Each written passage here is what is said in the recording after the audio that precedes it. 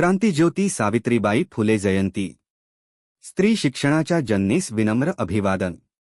भारताच्या सामाजिक इतिहासात काही महान व्यक्ती जन्माला आल्या ज्यांनी अन्याय, अज्ञान आणि गुलामगिरीविरुद्ध संघर्ष केला.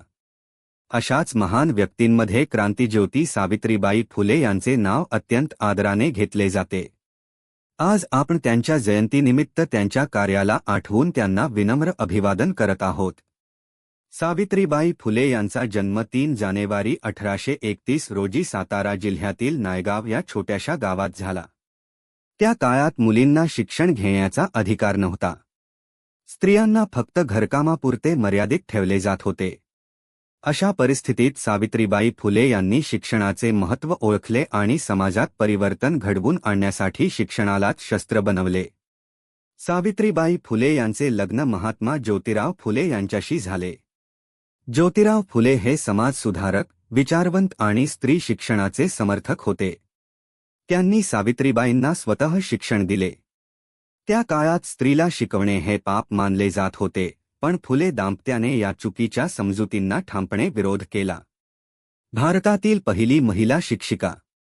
1848 साली पुण्यात भिडे वाड्यात सावित्रीबाई फुले आणि ज्योतिराव फुले यांनी मुलींसाठी पहिली शाळा सुरू केली.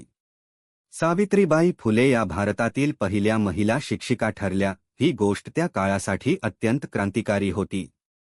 शाळेत जाताना सावित्रीबाईंवर लोक दगड, शेण, चिखल फेकायचे, अपमानास्पद शब्द बोलायचे, पण सावित्रीबाई कधीही मागे हटल्या नाहीत.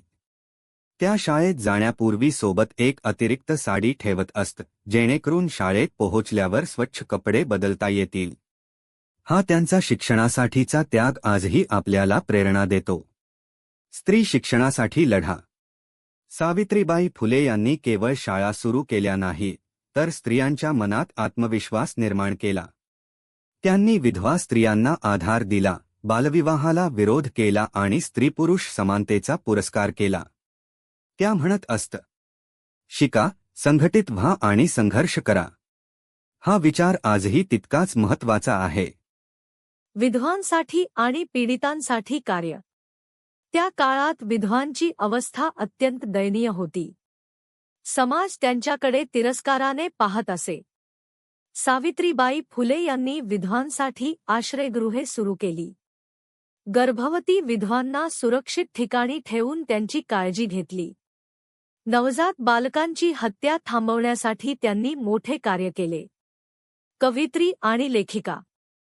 सावित्रीबाई फुले या केवळ शिक्षिका नव्हत्या, तर त्या कवयित्री आणि लेखिका सुद्धा होत्या. त्यांनी लिहिलेल्या कविता समाजप्रबोधन करणाऱ्या होत्या. त्यांच्या लेखनातून स्त्रियांचे दुःख, समाजातील विषमता आणि शिक्षणाचे महत्त्व स्पष्टपणे मांडले आहे. त्यांचा काव्यसंग्रह काव्य फुले हा आजही प्रेरणादायी आहे. प्लेग काळातील मानवसेवा. 1897 साली पुण्यात प्लेगची साथ पसरली होती. लोक आजारी पडत होते, मृत्यू होत होते. अशा कठीण काळात सावित्रीबाई फुले यांनी स्वतःचा जीव धोक्यात घालून रुग्णांची सेवा केली. एका आजारी मुलाला पाठीवर घेऊन रुग्णालयात नेत असताना त्यांना प्लेगची लागण झाली आणि 10 मार्च 1897 रोजी त्यांचे निधन झाले. त्यांचे निधन म्हणजे समाजासाठी अपूर्णीय नुकसान होते. त्यांनी आपले संपूर्ण आयुष्य समाजासाठी अर्पण केले. सावित्रीबाई फुले यांचा विचार आज का महत्त्वाचा? आज आपण आधुनिक युगात जगत आहोत, पण तरीही स्त्री शिक्षण, स्त्री सुरक्षा, समानता या विषयांवर संघर्ष सुरूच आहे. अशा वेळी सावित्रीबाई फुले यांचे विचार आपल्याला दिशा दाखवतात. त्या आपल्याला शिकवून गेल्या की शिक्षणाशिवाय परिवर्तन शक्य नाही. स्त्री आणि पुरुष समान आहेत. अन्यायाविरुद्ध उभे राहणे हे प्रत्येकाचे कर्तव्य आहे. निष्कर्ष. क्रांतिज्योती सावित्रीबाई फुले या केवळ एका व्यक्ती नव्हत्या, त्या एक विचारधारा होत्या. त्यांनी समाजाला अंधारातून प्रकाशाकडे नेले.